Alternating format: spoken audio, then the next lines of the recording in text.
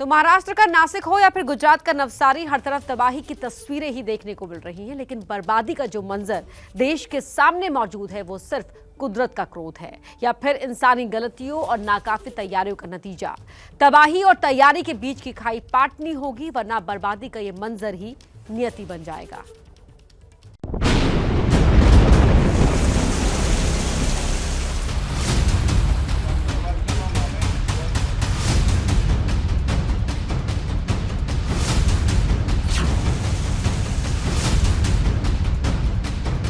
गुजरात के नवसारी के हालात बद से बदतर हो चुके हैं क्योंकि 30% नवसारी पानी में डूब चुका है।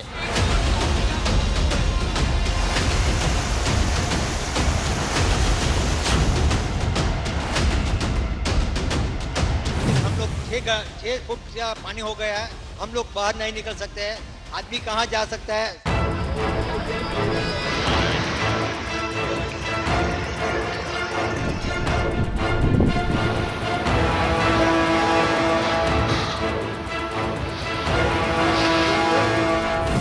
समय से यहाँ पर फंसे हुए हैं आप लोग? 45 कलाक से।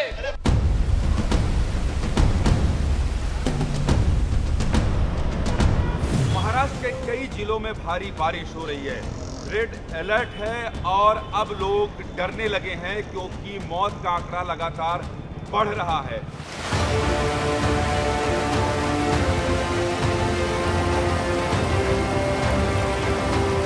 ये कुंड है जहाँ पर झंडा है, ये भगवा झंडे के नीचे कुंड है जहाँ लोग आते थे, नहाते थे।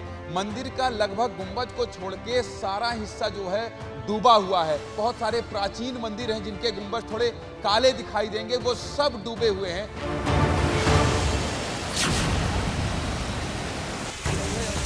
मूसलाधार बारिश के बाद पानी में गोते लगातार दिखता ये महाराष्ट्र का नासिक शहर है।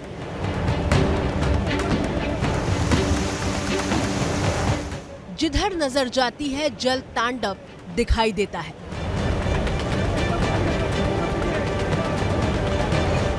नाक तक पानी में डूबे ये उस नासिक की तस्वीर है जिसकी गिनती सिर्फ महाराष्ट्र के बड़े धार्मिक शहर के तौर पर नहीं होती।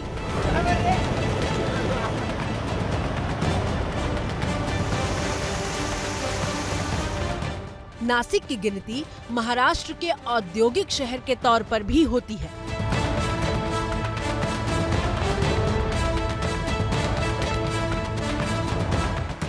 बावजूद इसके हर साल मॉनसून के महीने में नासिक की ये तस्वीर मानो किसी परंपरा का हिस्सा बन गई है।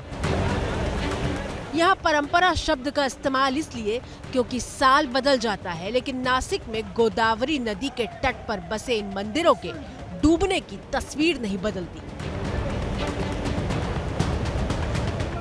हर साल बारिश के बाद नासिक की क्या तस्वीर होती है, इसकी गवाही आपकी टीवी स्क्रीन पर मौजूद है। अब आप ही बताइए, क्या इन तस्वीरों को नियति मानकर स्वीकार कर लिया जाए या फिर मुंह पसारती तबाही को रोकने के लिए इस तरह की तैयारी की जाए कि नासिक को ऐसे मंजर देखने ही ना पड़े।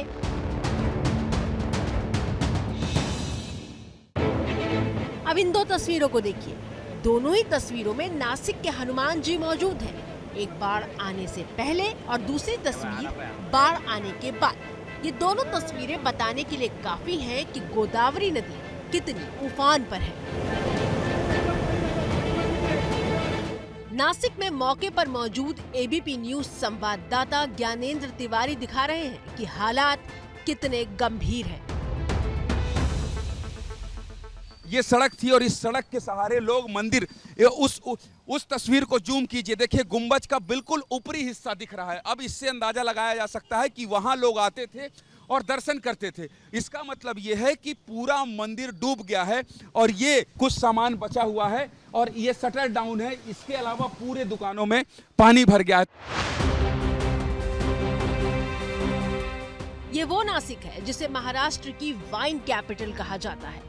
आर्थिक गतिविधियों और औद्योगिकीकरण में नासिक का नंबर मुंबई और पुणे के बाद चौथे नंबर पर आता है। नासिक का कृषि सेक्टर 19,956 करोड़ का है। मैन्युफैक्चरिंग सेक्टर 17,992 करोड़ का है। नासिक की जीडीपी 1,23,800 करोड़ है। सवाल यह है कि नासिक जब इतना समृद्ध है तो कमी कहाँ रह जाती है। और सिर्फ इतना ही नहीं, नासिक के पास उद्योगों की भी पहचान है और धार्मिक नगरी की भी।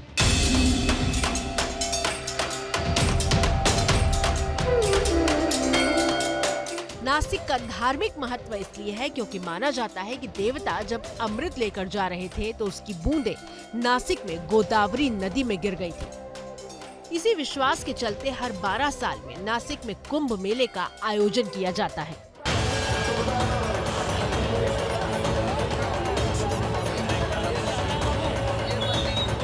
माना जाता है कि भगवान राम ने अपने वनवास के वक्त गोमती नदी के किनारे वक्त बिताया था।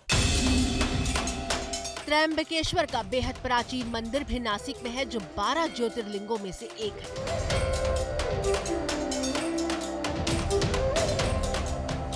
कहने का मतलब यह है कि उद्योगों और धर्म के दोहरे महत्व वाली नासिक नगरी हर साल खुद को डूबने से क्यों नहीं बचा पाती। एबीपी न्यूज संवाददाता ज्ञानेंद्र तिवारी बता रहे हैं कि नासिक के डूबने की नौबत पैदा क्यों होती है। बारिश का पानी गंगापुर डैम में इतना भर गया है कि वहां जो 7 गेट हैं उन तमाम सभी 7 गेटों को खोल दिया गया है, क्योंकि अगर बारिश का पानी भरने से ओवरफ्लो होता है तो इसके बाद और परेशानी आ सकती है। क्योंकि जैसा यहाँ के स्थानीय लोग बता रहे हैं कि 22 से 25 गांव हैं जो इसकी जद में आ सकते हैं, इसलिए इसका पानी कम हो और इसका फ्लो कम हो, इसलिए इस गंगापुर डैम को के सभी गेट को खोल दिया गया।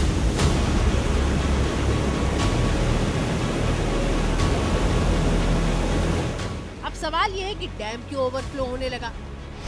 दरअसल 11 जुलाई को 24 घंटे के भीतर नासिक में 68.4 mm बारिश हुई। 12 जुलाई को सुबह 8:30 बजे तक 24 घंटे में बारिश का आंकड़ा 97.4 mm तक पहुंच चुका था। लगातार बारिश के बाद पहले डैम ओवरफ्लो हुआ और फिर गोदावरी उफान पर आई।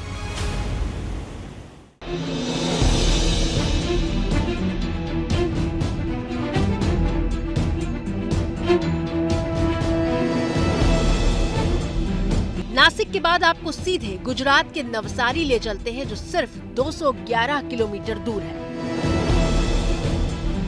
एबीपी न्यूज के 2 रिपोर्टर कृष्णा ठाकुर और धनराज वाकले बाढ़ के पानी में उतरकर देश को गुजरात की तस्वीर दिखा रहे थे, ताकि उन लोगों तक पहुंच सके जो 2 दिनों से अपने घरों में कैद हो चुके हैं। सबसे पहले देखिए नवसारी में मौजूद धनराज बागले की रिपोर्ट। लोग हैं वो घर में दुबक कर बैठे हैं, क्योंकि इस प्रकार की स्थिति में बाहर कैसे निकले वो परेशानी का सबब यहाँ पर देखने को मिल रहा है। भारी बारिश के बाद नवसारी का 30% हिस्सा बाढ़ में डूबा हुआ है और डूबे हुए नवसारी की तस्वीर दिखाने के लिए एबीपी न्यूज की टीम पानी से निकलकर छत तक पहुंची। इलाके में जहां पर एरियल व्यू आप देख सकते हो, हर जगह पर पानी ही पानी नजर आ रहा है। जिस प्रकार से पूर्णा नदी में जो पानी है वो खास करके महाराष्ट्र गुजरात बॉर्डर है, वासदा है, डांग है, वहां से पानी आ रहा है सीधा पूर्णा नदी में। ये पानी है नवसारी शहर से गुजरते हुए डूब चुका है। हालांकि एनडीआरएफ की टीम यहाँ पर लोगों को बचाव करने की कामगिरी कर रही है, रेस्क्यू करने की कामगिरी कर रही है, लेकिन पिछले 2 दिनों से यहाँ के रिहायशी इलाकों में पानी भर चुका है। कहीं कमर तक पानी भरा हुआ है तो कहीं छाती तक। इस वक्त नवसारी में मौजूद हूं और ये हिदायत नगर है। आप देखिए कि किस तरीके से जहां तक आपकी नज़र जाएगी आपको चारों तरफ पानी ही पानी नज़र आएगा।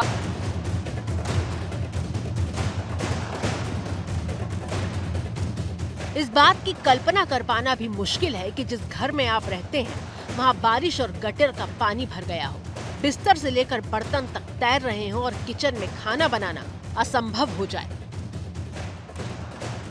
नवसारी के बाद आपकी टीवी स्क्रीन पर राजकोट की तस्वीरें मौजूद हैं। जगह का नाम जरूर बदल गया है, लेकिन कहानी वही है। और सबसे बड़ी चिंता की बात यह है कि ये पहली बार नहीं हुआ।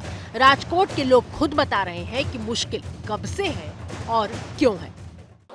यहाँ पे 5 साल से हम बारिश का माहौल जो बनता है तो उसके अंदर इतना पानी भर जाता है कि हर एक घर के अंदर पानी अंदर जाता है और वहाँ से ड्रेनेज का पानी जो है बैक मारता है, तो घर के खाने पीने की चीज़ को भी समस्या होती है।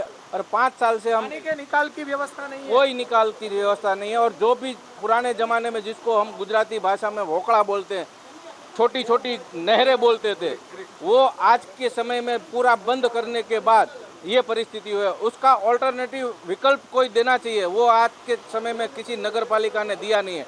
बड़े पाइपलाइन से ड्रेनेज का पाइप निकाल का पानी निकाल का जो काम होना चाहिए वो भी नहीं हुआ। लोगों ने जो शिकायत की उसकी गवाही भी आपकी टीवी स्क्रीन पर मौजूद है। जिस गटर से बरसात का पानी बाहर निकलना चाहिए, उसी गटर से पानी पूरे फोर्स के साथ बाहर आ रहा है। ऐसे में घर, मकान और दुकान तो डूबेंगे ही। कितनी हृदय विदारक तस्वीर है। पूरी दुकान राशन से भरी हुई है और दुकान के मालिक कमर तक बारिश के पानी में डूबे हुए हैं। दुकान के अंदर जाइए तो वहाँ कमर तक पानी भरा हुआ है। पूरी दुकान में सामान तैरता हुआ दिख रहा है। आटा, दाल, चावल की बोरियां रखी हुई हैं, लेकिन सब कुछ आंखों के सामने बर्बाद हो रहा है। ऐसी ही तस्वीर गुजरात के अहमदाबाद से आई है, जहां सड़क खुद ही शर्मिंदा हो गई है। कमर तोड़ मेहनत करके खरीदी गई लाखों की कार औंधे मुंह गिरी पड़ी है।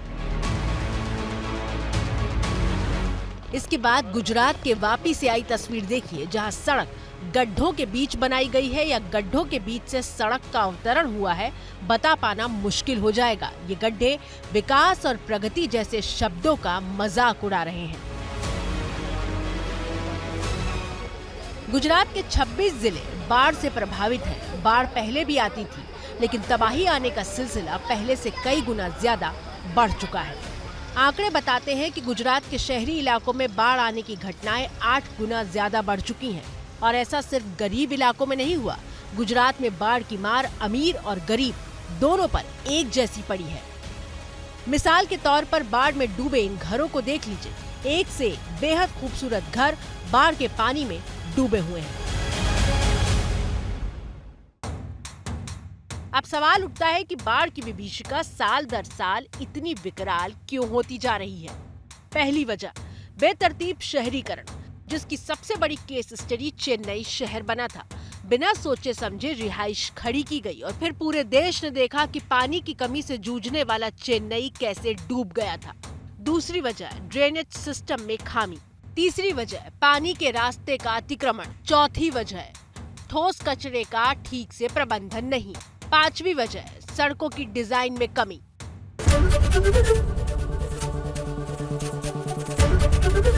एबीपी न्यूज आपको रखे आगे।